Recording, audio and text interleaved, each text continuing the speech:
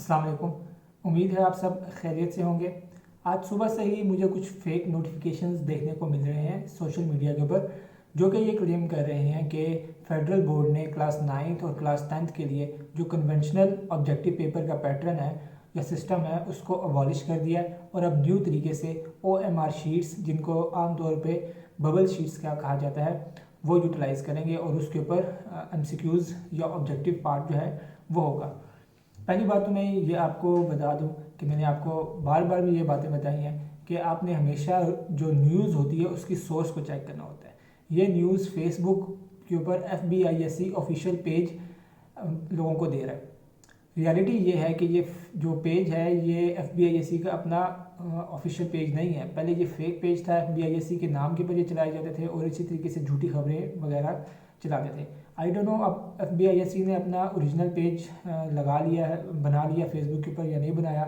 अगर बनाया होता तो उनको ब्लू बैज, जो वेरिफिकेशन बैज होता है, वो लाजमी मिल जाता। हालांकि ऐसा नहीं है, तो काइंडली आप इसके ऊपर बिलीव ना किए जाए। फेडरल बोर्ड की आप वेबसाइट के ऊपर जाएं, वहाँ पर नोटिफिकेशन अगर आपको नज़र आता है, आपको रिटर्न में उसकी फाइल भी होती है, इंग्लिश में और उर्दू में वो नोटिफिकेशन होता है। और जब ऑफिशियल नोटिफिकेशन रिलीज़ होता है तो फिर ये फेसबुक के ऊपर और व्हाट्सएप के ऊपर ये नोटिफिकेशन जो है आपको देखने को भी मिल जाता है।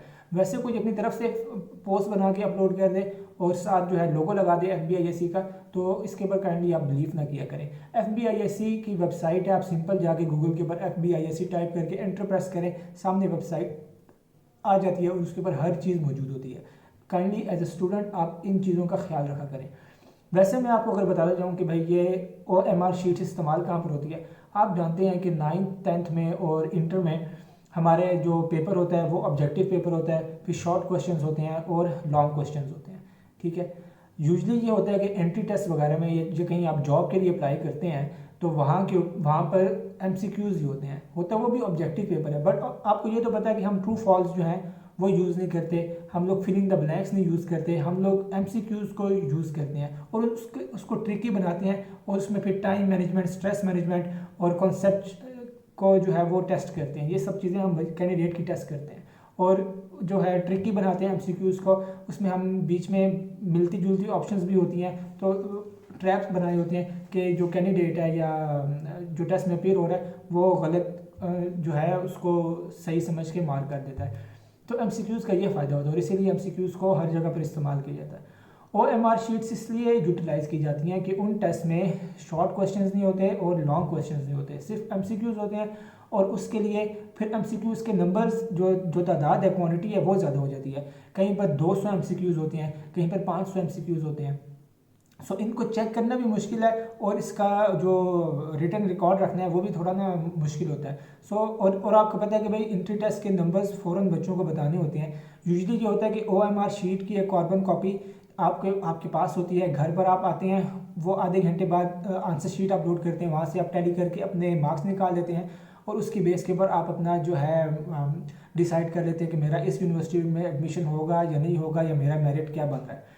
तो ये एक आसान तरीका होता है, एक जल्दी एक काम जो है वो ज़्यादा एफिशिएंट हो जाता है। फेडरल बोर्ड में सिर्फ 10 या 12 MCQs होते हैं, सो और ना ही वो इतने ट्रिकी बनाए जाते हैं। सो आई डोंट थिंक कि OMR मशीन्स को यूज़ करने की यहाँ पर कोई सेंस बनती है।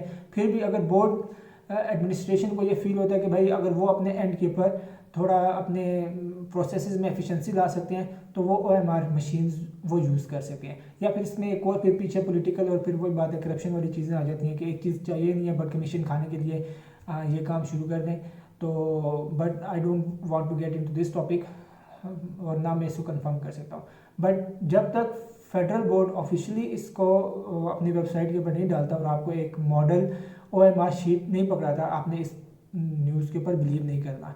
वैसे कुछ बच्चे बहुत परेशान हो रहे थे और मेरे से पूछे थे कि सर ये OMR शीट्स होती क्या है। सो उन बच्चों के लिए मैं ये भी जल्दी से डिस्कस कर देता हूँ कि OMR शीट्स जो है ये क्या बलाग है, ये कोई मुश्किल चीज़ है या आसान चीज़ है। तो आइए इसको देखते हैं। जी, ये कुछ सैम्पल OMR शीट्स मैंने आपके सामने ओपन की हुई हैं। आप गूगल पर जाएं और वहाँ पर जाके टाइप करें OMR sheets sample free download, तो आपको भी इसी तरह की PDF फाइल्स बहुत सी मिल जाएंगी। सो एक आम जो OMR शीट जो हमारे एंट्री टेस्ट वगैरह में यूटिलाइज़ होती है वो इस तरीके से नज़र आती है। मैं इसको जूम करके भी आपको दिखाऊंगा। यूजली इसका कलर क्या होता है जी, पिंक पिंक और रेड के दरमियान का एक कलर है, उस तरीके से होता है। और इसके ऊपर ज़्यादातर क्या होते हैं जी, बबल्स होते हैं। ये आप देख रहे हैं कि इसके ऊपर हमारे पास ऑप्शन है फिज़िक्स की। फिज़िक्स का भी जब एंट्री टेस्ट होता है उसमें फ़िज़िक्स का पार्ट होता है, फिर केमिस्ट्री का पार्ट होता है, बायोलॉजी का पार्ट होता है और मैथमेटिक्स का पार्ट होता है। तो और आप इसकी अगर आप तादाद देखें तो टोटल 180 एमसीक्यूज़ हैं जो कि 2 घंटे या 3 घंटे में करने होते हैं।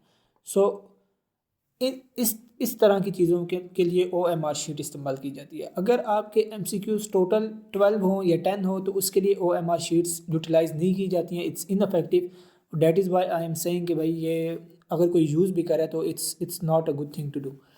सो अगर आपकी हुई तो वो ज़ाहिर बात है, आप एक वक्त में एक ही एग्ज़ाम दे रहे होते हैं, आप चारों सब मेजर सब्जेक्ट्स के एग्ज़ाम एक साथ नहीं दे रहे होते हैं। सो यूजली उसका नाम लिखा होगा। अच्छा, और मैं इसको फिल करने का तरीका भी आपको बता देता हूँ। सो सबसे पहले होता है जी कैंडिडेट्स नेम। यूजली ऐसा ही होता है, कैंडिडेट्स नेम, यहाँ ब्लॉक लेटर्स हैं, आपने उसी तरीके से ब्लॉक लेटर्स में अपना नाम वगैरह लिखना है। अब यहाँ पर आप देखें कि वर्टिकली अल्फ़ाबेट्स पूरे गिवन है, ए बी सी डी से शुरू होकर एक्स वाई जी तक ये अल्फ़ाबेट्स गिवन है। सो फिर आप पहले ब्लॉक लेटर्स में अपना नाम लिखते हैं, तब फिर उसके बाद नीचे आप उसी तरह बबल्स में अपना नाम लिखते हैं। अब लेट्स से जी मेरा नाम है एहसन। सो मैं एहसन को स्टार्ट करने के लिए पहले मैं जो फर्स्ट वर्टिकल लाइन है उसके अंदर मैं ई को सर्कल करूँगा, फिर सेकंड वर्टिकल लाइन में मैं एच को सर्कल करूँगा, फिर नेक्स्ट में मैं एस को करूँगा, फिर मैं ए को और फिर मैं एन को। इसी तरीके से इस 5 लाइन्स के थ्रू मैं अपना नाम एहसन लिखूँगा और यही काम आपने वहाँ पर करना होता है। और हर वैसे ये ज़रूरी नहीं है कि हर जो बबल शीट है या ओ एम आर शीट है उसमें ऐसे ही हो, सबका अपना अपना इंस्ट्रक्शंस भी होती हैं जिस तरीके से यहाँ पर लिखी हुई हैं। अब इसको काइंडली गौर से देखिएगा, ये चीज़ सबसे ज़्यादा इंपॉर्टेंट है, रॉन्ग मार्किंग और करेक्ट मार्किंग।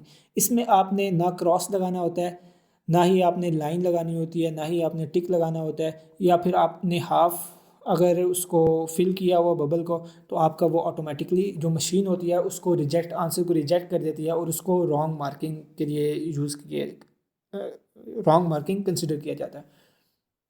और इसी तरीके से करेक्ट मार्किंग अगर आपने उसको कंसीडर होगा अगर आपने फुल उसी डायरे को प्रॉपर तरीके से आपने उसको फिल किया होगा। एक और बात मैं आपको बताता जाऊँ, ज़रा आप दूसरी इंस्ट्रक्शन पढ़ें जिसमें लिखा हुआ है use black blue ball point pen to record the answer. कभी कभार ये लिखा होगा कि जी यूज़ ब्लैक बॉल पॉइंट, तो फिर आपने सिर्फ ब्लैक बॉल पॉइंट यूज़ करना है, वरना वो मशीन जो है अगर आपने ब्लू किया हुआ तो उसमें मे बी वो उसको रॉन्ग आंसर कंसीडर कर ले या उसको वो पिक ही ना करे।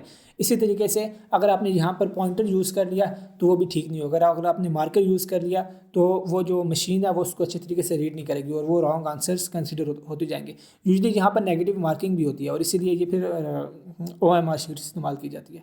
रफ वर्क किसी किस्म का नहीं कर सकते इन शीट्स के ऊपर और किसी किस्म की और मार्क्स वगैरह नहीं कर सकते।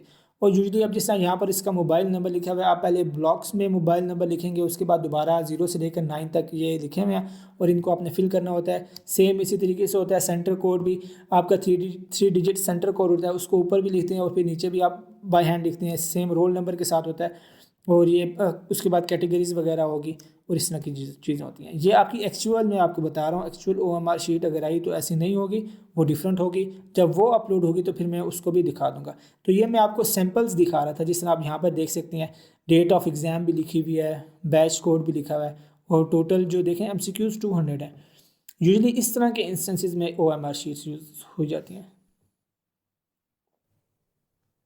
आई होप OMR शीट्स और इस रूमर के बारे में आपकी जितनी भी क्यूरीज या क्वेश्चंस थे वो इस वीडियो में हमने एड्रेस कर दिए।